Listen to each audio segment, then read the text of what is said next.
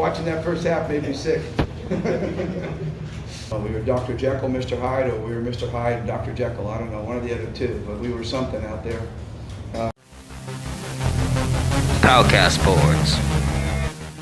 Good in that first half. We just didn't look like we had any fight whatsoever. It was so discouraging. And then they talked about it at halftime, and they came out and played with so much fight there in the second half. I couldn't be prouder of this group in terms of turning that game around. We were Dr. Jekyll, Mr. Hyde, or we were Mr. Hyde and Dr. Jekyll. I don't know, one of the other two, but we were something out there. Completely different teams. It's like we went in the locker room, turned off the lights, and when we turned the lights on, we were a completely different team. It was fun to watch and fun to be around. But like I said, Richard and the staff did more coaching than I did in that second half. So real proud of them as well. They deserve all the credit. You want me to call Richard?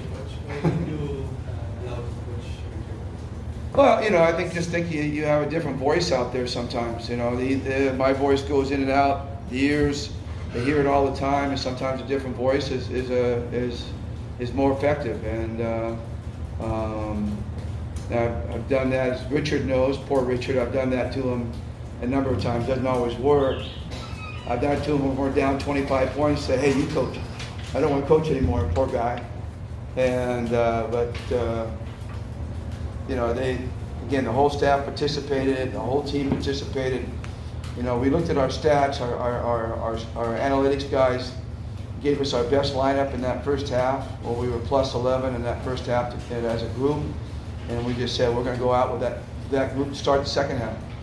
And they went out, and the second half, Sol, Scotty, Aljon, Justin, and Japeth, they went out and just completely turned the game on its heels and flipped the game for us. And that got everybody excited and everybody moving forward.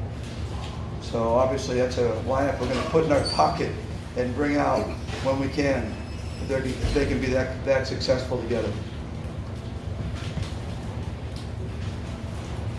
Coach, you're not feeling well. No, yeah, I wasn't feeling well. I'll tell you that. Watching that first half made me sick.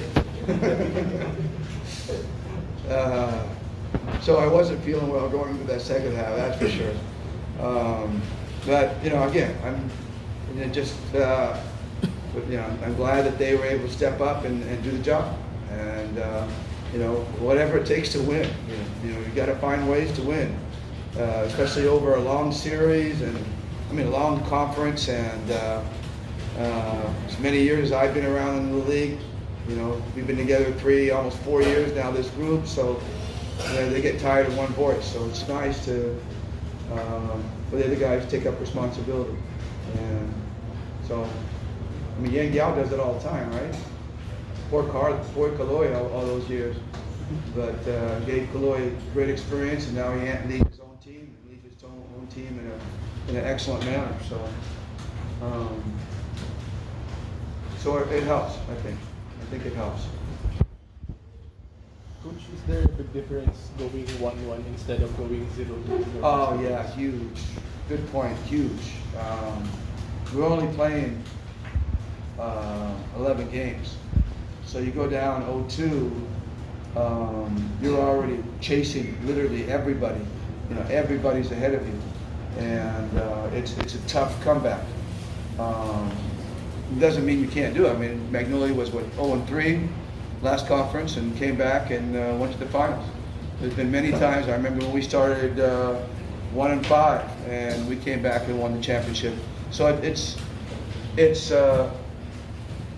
not a lock that you're going to have a bad conference if you start off slowly, but it makes it a lot harder, and it wears on you, mentally, and I think it makes a difference when you get to the playoffs and you've had to make hobble the whole time. It's like in a game, you fall down by 20 points. It takes so much effort to catch up, but sometimes you can't finish the game if you don't do it right away. So that's a really good point. You know, we certainly didn't want to fall down 0-2, and certainly looked that way at halftime. That was what was going to happen. Step up your game and subscribe to Powcast Sports now. Powcast Sports.